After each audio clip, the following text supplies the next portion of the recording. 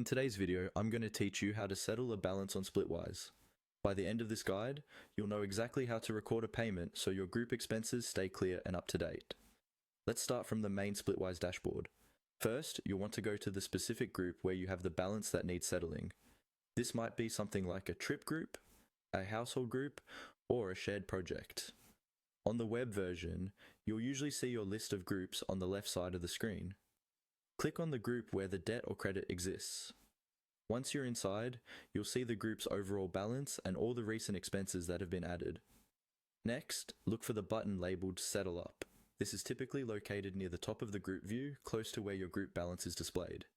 Go ahead and click on Settle Up. Splitwise will now open a window or panel that walks you through how to record that you've paid someone back. Inside this Settle Up window, you'll be given options for how you want to record the payment. You should see choices like Record a cash payment or Pay with PayPal, depending on what's available in your region and how your account is set up. If you already paid someone in real life with cash, bank transfer, or another method outside the app, choose Record a cash payment.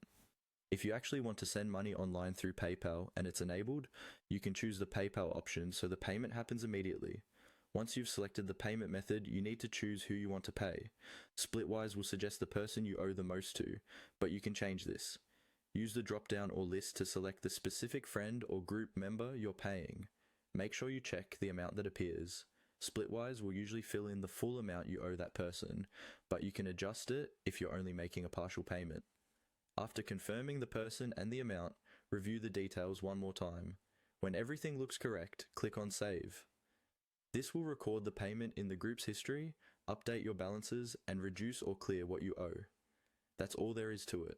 You've now successfully settled a balance on Splitwise and kept your group expenses accurate and transparent.